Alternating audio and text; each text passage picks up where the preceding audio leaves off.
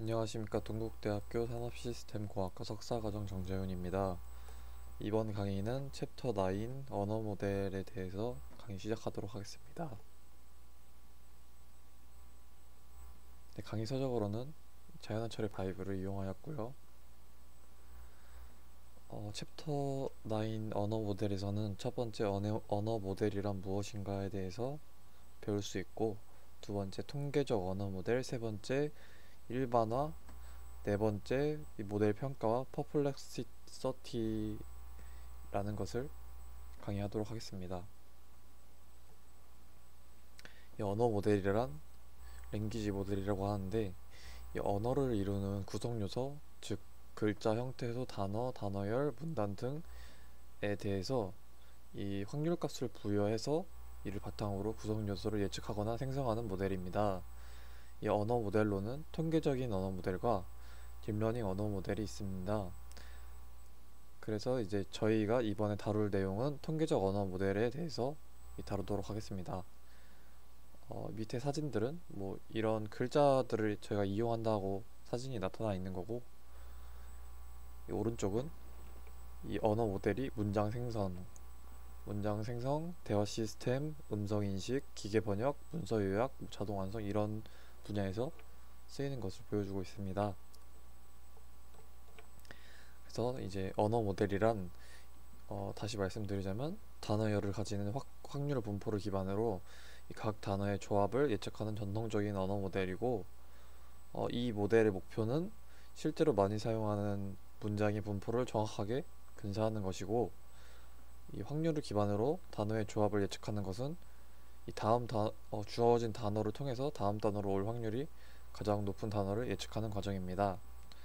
그래서 이 통계적 언어 모델에서는 조건부 확률과 언어 모델에 대해서 이제 말씀을 드리자면, 이 조건부 확률이란 어떤 사건 A가 일어났을 때 B가 일어날 확률을 말하면서, 이 공식을 보시면은 이 B 바 확률 B 바 A가 이 방금 말씀드린 어떤 사건 A가 일어났을 때 B가 일어날 확률을 말해주는 겁니다. 그래서 어떤 단어 A가 등장하면은 다음 단어 B가 등장할 확률을 예측할 수 있습니다. 이 A가 나올 확률을 방금 말씀드렸듯이 확률 P 가로 A이고, B가 나올 확률은 P 하고 가로 B라고 할 때 이 단어 A가 나온 후 B가 나올 확률을 고려하면 이 식과 같이 볼 수 있습니다. 네. 조건부 확률과 언어 모델에서 계속 말씀드리자면, 이 연쇄 법칙이라는 게 있는데, 예를 들어서 ABCD로 이루어진 단어의 조합의 등장 확률을 예측하는 것입니다. 이 ABCD라는 게 나는 사과를 먹는다, 이 세 가지가 각각의 어, 단어의 조합인데, 이것을 이제 연쇄 법칙으로 이용해서 문장 내 단어들의 결합 확률을 계산하기 위해서 적용하는 겁니다. 이 나는 사과를 먹었다 라는 거를 예를 들자면, 나는과 이 나는이 있을 때 다음 단어로 사과를, 그리고 나는 사과를 있을 때 이 먹는다를 이렇게 연쇄 법칙을 이용해서 설명할 수 있습니다. 이 n개의 단어, 이 w가 단어인데 이 결합 확률로 일반화하는 공식이 이렇게 확인이 됩니다. 이 조건부 확률은 이 카운트 기반 계산인데, 이 코퍼스 내에서 이 단어의 조합이 나오는 확률을 횟수를 이제 카운트해서 확률로 만드는 건데, 예를 들어 나는 사과를 이라는 게 있으면은 그 다음에 먹는다라는 횟수를 통해서 이 전체적인 확률을 구하는 겁니다. 근데 이것의 단점은 이 모든 단어의 조합의 경우 횟수를 다 세어야 하고, 계산이 복잡하고 코퍼스가 엄청 커야 되고, 이 코퍼스가 엄청 큰 거는 모든 단어를 다 아는 건데 그런 게 이제 어렵고 비현실적이라고 합니다. 그래서 저희가 이제 마르코프 가정이라고, 이거를 전에도 강의 시간에 배웠었는데, 이 마르코프 가정은 미래 사건의 조건부가 과거에 대해서는 독립이며 현재 사건에는 언제나 현재 사건에만 영향을 받는다는 가정으로 이 단어 WN이 나타날 확률은 그 앞에 단어 이 WN-1이 나타날 확률을 하고만 이 두 가지만 연관이 있다고 볼 수 있는 겁니다. 그래서 나는 사과를 먹는다. 나는 사과를 먹는다. 이 앞에 단어에서만 영향을 받는다는 걸 이렇게 볼 수 있습니다. 이 물결 두 개는 좌왕과 우왕이 동치가 아닌 근사치를 의미하는 겁니다. 이 통계적 언어 모델의 두 번째 앵그램 언어 모델에 대해서 설명을 해드리도록 하겠습니다. 이 앵그램 언어 모델에 사용하게 된 이유는 어떤 단어의 등장 확률이 바로 앞에 단어하고만 연관이 되어 있는 금방 말씀드린 마르코프 가정이 언어 현상에 적용하기에는 좀 지나치게 단순화되고 앞에 단어만 고려를 하기 때문에 정확도가 떨어질 수 있기 때문에 이 언어의 장기 의존성이 간과될 수 있다고 합니다. 그래서 뭐 예를 들자면 the computer which I had just put into the machine room on the fifth floor crashed. 해석을 하자면 뭐 컴퓨터는 5층 기계룸에서 이제 다운됐다 라는 거로 볼 수 있는데, 예를 들면 이 크러시드가 이 플로어 앞에 있는 단어보다 이 컴퓨터는 다운됐다, 이 컴퓨터와 더 연관성이 있기 때문에 이 컴퓨터와 크러시드가 함께 등장할 확률이 더 높습니다. 이러한 이 앞에 단어만 고려를 한다면 이러한 문제점이 생기기 때문에 이 마르코프 가정보다는 이 새로 말씀드린 앵그램 언어 모델을 이용해서 해결하려고 합니다. 그래서 이 앵그램 언어 모델에서 이 문장 내 단어는 주변의 여러 단어와 연관관계가, 여기서 예를 보듯이 연관되는 경우가 많기 때문에 계산의 정확도를 위해서 특정 단어가 주변에 있는 몇 개의 단어와 연관이 된다고 가정하는 게 더 보편적이라고 합니다. 그래서 이 앵그램은 주변 몇 개의 단어를 볼 것인지 정하는 임의의 숫자를 n, 이 앞에 들어가는 n이라고 하면 이 n개의 단어의 열을 앵그램이라고 합니다. 이 앵그램 언어 모델은 특정 단어가 등장하는 확률을 계산할 때 이전 n-1개의 단어가 등장하는 확률만을 고려하는 모델입니다. 그래서 n-1은 그러니까 이 유니그램은 이 한 개만 보는 건데, 이 n-1차의 바이그램은 마르코프 가중이라고도 한답니다. 왜냐하면 앞에 단어하고만 연관된다고 보는 거기 때문에 마르코프 가정이랑 똑같다고 합니다. 그래서 앵그램 언어 모델에는 유니그램, 바이그램, 그리고 뭐 트리그램, 그리고 뭐 포그램, 이렇게 앞에 숫자에 따라 달라지는 건데, 이 유니그램은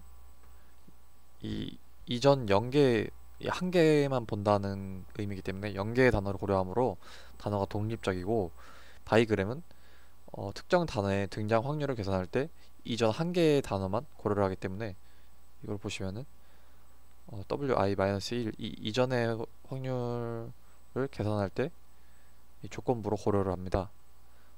코퍼스 예시를 보면은 이 세 개의 문장이 있는데, 이 세 개의 문장에 카운트를 통해서 뭐 예를 들어 이 들어가는 s가 3개가 있으면 여기가 3이고, 이 s와 i가 나오는 게 연속적인 게 있으면은 이게 2개밖에 없으니까 이 3분의 2 해가지고 0.0067 이렇게 확률적으로 확인할 수 있습니다. 이 앵그램 언어 모델을 이용해서 랜덤으로 문장을 생성한 예시입니다. 유니그램, 바이그램, 트리그램. 이 유니그램은 단어의 열을 고려하지 않기 때문에 이 한 개 한 개씩만 보기 때문에 서로 무관한 단어가 생성이 되고, 바이그램은 이 앞에 한 개만 고려를 하기 때문에 이 유니그램보다 조금 훨씬 낫지만 그래도 부자연스럽다고 하고, 이 트리그램은 이 위에 두 개보다 더 자연스럽고 텍스트 그 코퍼스 저희가 넣었던 데이터와 가깝게 생성이 된다고 합니다. 그래서 새로운 문장으로 보기에는 어렵다는 이 낮은 다양성 문제가 있다고 합니다. 그래서 앵그램 모델의 그래프로 보면은 이렇게 내려갈수록 퍼플렉시티 이게 모델이 얼마나 잘 이 언어 모델의 성능을 잘 설명할 수 있도록 하는 건데 검증 평가 절차인데 이것은 이 9.4에서 좀 더 자세히 말씀을 드리겠습니다. 그래서 이게 수치가 낮으면은 좋은 성능을 의미한다고 합니다. 그리고 뭐 예를 들어 이 n이 5개 이런 고차원은 잘 사용되지 않으면 성능이 네 그렇게 좋지 않다고 하고 실제로 가장 많이 사용되는 건 이 트리그램을 많이 사용한다고 합니다. 그래서 이 n의 수를 늘리면 단어의 등장 확률을 예측하는 데 있어서 정확도가 올라가고 문장의 형태가 좀 더 자연스럽다고 합니다. 근데 이 지금까지 저희가 배운 이 n그램이나 조건부 확률 이런 통계적인 언어 모델의 단점은 생성된 문장의 훈련에 사용되는 커퍼스와 지나치게 유사하다는 단점이 있고 카운트 기반인 게 이 통계적 모델의 한계점이라고 합니다. 그리고 특정 단어가 뭐 아까 저희가 뭐 앞에 단어 열을 고려했는데 이런 단어가 연속되는 게 없으면 모두 영어로 보기 때문에 정확한 모델링이 어렵다고 하고 그래서 이 영어로 보여지는 단어의 확률값 때문에 희소성 문제를 가지고 있다고 합니다. 그리고 저희 앵그램 다음으로 로그 확률을 저희가 적용을 시키는데 이 언어 모델에서 확률을 계산할 때 이 원래 확률 값의 로그를 취하는 로그 확률을 사용하는 게 더 보편적이라고 합니다. 그 이유는 이 언더플로우를 피하기 위함인데 언더플로우는 이 소수점 연산에서 컴퓨터가 표현할 수 있는 것보다 작은 값을 발생하여 계산 결과를 표시할 수 없는 상태를 나타낸다고 합니다. 그래서 이 예를 들자면 이런 위에 공식들을 보면은 이런 확률들이 계속 곱해져 가지고 소수점이 계속 낮아지는 거를 언더플로우라고 그러고 그거를 이제 표시할 수 없기 때문에 이 로그 확률을 적용했다고 하고 로그 확률이라는 건 이제 앵그램 모델의 확률을 계산하기 위해서 0에서 1 사이의 값들을 곱해야 되는데 그건 이제 매우 작은 값으로 얻게 될 가능성이 있다고 하고 그래서 원래 확률 값 대신 로그 px 값을 사용한다고 합니다. 그래서 또 말씀드리면 이 원래 확률 값 그냥 p 값을 사용하면 그 전체 확률을 구하기 위해서 그 확률 값을 계속 곱하면 수가 엄청 작아질 텐데 이 로그 확률을 하면은 이제 이 두 개가 동치라고 합니다. 네, 그리고 이 계산도 훨씬 쉽고 보기도 쉽다고 합니다. 여기 뒤에 나오네요.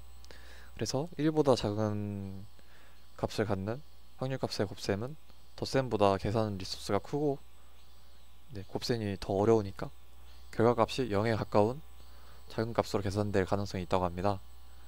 엄청 길어질 수 있는 거죠, 소수점이. 그래서 로그 공간에서 계산하면 덧셈으로 환산을 할 수 있고 네, 이렇게 덧셈으로 환산을 할 수 있고 계산이 좀 더 간단해지고 곱셈을 취할 때 작은 값이 나오지 않아 언더플로우를 피할 수 있다고 합니다. 그래서 이 로그 공간에서 n개의 단어로 이루어진 단어의 열의 확률을 계산하는 n그램 그러니까 n그램 식의 로그를 적용한 식입니다. 이러한 희소 문제들을 해결하고 뭐 이런 통계 모델들의 단어를 제대로 예측하지 못하고 정확도가 떨어지는 그런 희소성 문제도 포함한 문제점들을 해결하기 위해서 모델의 일반화 능력을 향상시키기 위해서 제너럴라이제이션 기법을 여기서는 제시하였습니다. 뭐 라플라스 스무딩, 굿러니, 터니, 스무딩 뭐 이런 여러가지 스무딩 종류가 있는데, 여기서는 라플라스랑 인터폴레이션 보관법에 대해서, 그리고 백오프, 이 세 가지에 대해서 일반화 설명을 해드리도록 하겠습니다. 일단 첫 번째 스무딩 기법은, 일반화에서 스무딩 기법은 코버스 내에 존재하지 않는 단어, 아까 말씀드린 카운트 되지 않는 단어, 0이 되는 단어를 특정한 값을 부여해서 확률 분포에 약간 변화를 주는 방법이라고 합니다. 그래서 이 특정한 값을 알파라고 하는데, 이 0보다 크고 1보다 작으면 모든 열이 일정한 값을 가지게 되므로 코퍼스에 없는 단어의 열 때문에 전체 문장의 확률이 0이 되는 것을 방지할 수 있다고 합니다. 이 더해줌으로써 0이 되지 않게 만드는 거군요. 그래서 식은 확률 값의 합이 1이 되게 하기 위해서 이 카운트 w에 i보다 작게 하고, 그 다음에 av를 이 i 횟수보다 작게 한 다음에 av를 더하는 겁니다. 이 w i보다 작은 거는 i 번째 단어 이전에 등장하는 모든 단어라고 하고, 이 모든 단어를 고려한 카운트 수고, v는 이제 보캐블러리 사이즈라고 합니다. 그래서 이 스무딩은 a 값을 알파 값을 알파 값을 1로 지정하는 방법을 이제 라플라스 스무딩이라고 하는데, 모든 열에 1을 더하면 한 번도 등장하지 않은 단어가 최소 한 번은 등장했다고 가정을 할 수 있다고 합니다. 그래서 이 라플라스 처리를 하면은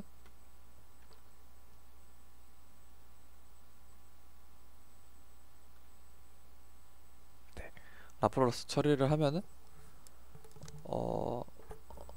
전체 문장의 확률이 0이 되는 문제를 해결할 수 있고, 근데 이제 라플라스 스무딩을 처리하면 0보다 약간 큰 값을 가지게 되는데, 이게 전체 문장의 확률이 0이 되는 문제에서 네, 그만 말씀드린 거네요.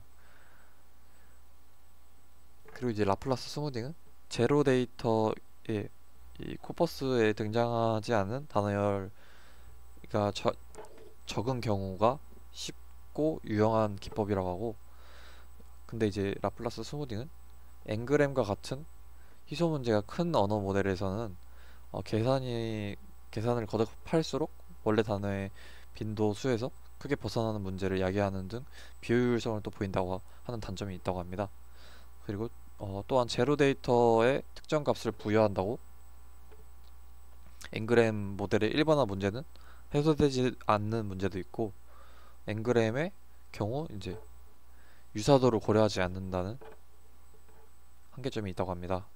뭐 예를 들자면은 이 라플라스 스무딩의 예를 들자면 I eat blueberry cake라는 문장이 등장할 확률을 구한다고 가정하면, 이 세 가지 안에는 I eat a blueberry cake가 없습니다. 근데 이제 블루베리랑 케이크, 스트로베리 케이크 이렇게 다른 문장이 있는데, 그런 없는 문장의 확률을 구한다고 가정하였을 때 바이앵그램 모델이라면 왼쪽과 같은 식으로 구할 수 있고, 이 I eat a blueberry cake, 그리고 이 경우 블루베리 케이크라는 단어열이 없기 때문에 이 케이크랑 블루베리라는 확률이 0이 됩니다. 그래서 단어 혹은 단어열이 하나도 없으면 모든 확률이 0이 되는 희소성 문제가 생기고, 이런 라플라스 스무딩을 통해서 1을 더해주는 것을 통해서 이런 엄청 작은 확률 값을 보여주는, 그래서 이 희소 문제를 해결을 해주는 그런 제너럴라이제이션 기법입니다. 그리고 두 번째, 보관법 인터폴레이션에 대해서 말씀을 드리자면, 특정 엔그램 확률을 이전 엔그램 확률과 섞어서 씀으로 일반화를 만들어주는 건데, 전거는 이렇게 모든 것을 다 한 개의 그 엔그램에 대해서 가정을 하였으면, 이 보관법은 예를 들어 트리그램 모델이라면 특정 단어의 확률을 구할 때 이전 두 개, 트리그램은 앞에 두 개의 단어를 보는 거기 때문에 그것뿐만 아니라 투그램, 아, 바이그램, 이전 단어의 한 개, 그리고 유니그램, 해당 단어 모델의 확률까지 모두 구하고 일정 비율의 람다의 가중치를 각각 곱해가지고 람다의 가중치를 곱해주죠. 그것을 모두 합치는 값입니다. 그래서 그것을 보관법이라고 그러고, 이 라플라스 앞에서 말씀드린 라플라스 스무딩의 경우는 모든 제로 데이터에 똑같은 빈도수를 부여하기 때문에 네, 플러스 1을 더해주죠. 문제가 발생할 수 있다고 합니다. 그래서 보관법을 사용하면은 이 제로 데이터들의 엔그램 정보에 따라서 서로 다른 빈도를 부여할 수 있고, 그리고 조금 더 경우의 수를 엄청 많이 늘린 일반화 기법이네요. 그리고 가중치 람다가 이 검증 코퍼스에서 각 엔그램의 확률을 최대화하는 값으로 설정되어 0보다 크고 1보다 작거나 같은 값으로 설정해 준다고 합니다. 네, 여기서도 이렇게 보이네요. 그리고 세 번째 말씀을 드리자면 백오프인데, 여기서는 보관법과 유사하게 사용이 되는데, 이것도 엔그램을 여기서 이 엔그램 모든 엔그램을 고려하는 것처럼 엔그램을 고려하지만 이 앞에서는 모두 합해 줬던 거를 보면은 뒤에 이 백오프는 모두 합하지 않는다는 차이점이 있습니다. 예를 들자면 트리그램의 확률이 있을 경우 빈도수가 0 이상인 경우에 이 트리그램을 쓰고, 만약에 트리그램을 했는데 빈도수가 0이고 바이그램의 빈도수가 0 이상이면 이 바이그램, 그마저도 아니면은 그냥 유니그램을 사용한다고, 이렇게 빈도수가 없으면은 이렇게 점점 내려가는 식으로 백오프 뒤로 간다는 느낌으로 사용하는 것 같습니다. 그래서 보관법 및 백오프 기법을 사용하면 특정 엔그램보다 작은 엔그램의 단어열을 고려할 수 있기 때문에 보다 나은 스무딩과 일반화가 가능하다고 합니다. 마지막으로 모델 평가와 퍼플렉서티에 대해서 설명을 해드리자면, 언어 모델을 구축하면 모델의 성능이 나쁜지 좋은지에 대해서 평가를 해야 되는데, 짧은 시간 안에 모델 내에서 성능을 자체적으로 평가하는 내부 평가 방법을 사용하는 게 이 퍼플렉서티입니다. 그래서 이 언어 모델에서 이것을 퍼플렉서티라고 하고, 퍼플렉서티는 주어진 확률 모델이 샘플을 얼마나 잘 예측하는가에 대해서 측정 지표이며, 이 언어 모델을 평가하기 위한 내부 평가 지표로 사용된다고 합니다. 이 모델이 테스트 데이터셋에 대하여 확률 분포를 얼마나 확실하게 예측할 수 있는지를 나타낸다고 하고, 이 PPL 점수가 높으면 좋은 것이 아니라 낮으면은 헷갈리는 경우가 적은 걸로 해석을 해서 낮을수록 더 좋은 성능을 낸다고 합니다. 이게 영어로 하면 헷갈리게 한다 라고 해석된다고 저는 알고 있습니다.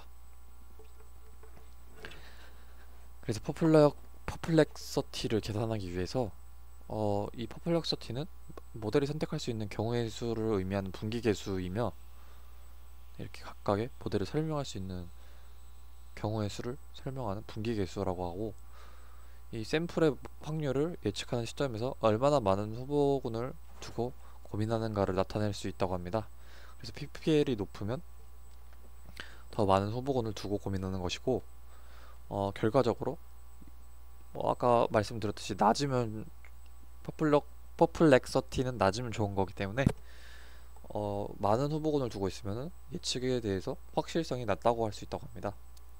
그래서 이 예시를 보면은 이 0부터 9까지 10개의 숫자의 엠리스트 이미지를 두고 해당 숫자를 예측하는 모델이 있다고 가정을 한다면, 이 경우의 수를 트리 형태로 표현하면 이 그림과 같습니다. 근데 이 위의 모델은 이 10개의 엠리스트를 사용했기 때문에 이 10개의 경우의 수를 갖고 있고, 그래서 PPL은 퍼플렉서티는 10이라고 합니다. 또 예를 들자면 모델이 주어진 단어 다음에 오는 단어를 예측할 때 3만 개의 단어가 확률이 이제 가장 높은 것을 고른다고 하면 이 PPL은 3만 개, 3만이라고 합니다. 그래서 이 퍼플렉서티를 계산하기 위해서 이 확률의 역수를 후보군의 개수로 정규화로 해줍니다. 그래서 이 앞에 엠리스트 데이터를 예시로 들자면 이 공식을 대입해서 이 역수가 돼가지고 결국은 10이 된다라는 퍼플렉서티 계산을 볼 수 있고, 이 오른쪽 계산은 바이그램 모델의 계산식입니다. 네, 여기서 그냥 이 안에 내부에 바이그램 공식만 들어가서 이렇게 측정을 한다고 합니다. 네, 감사합니다.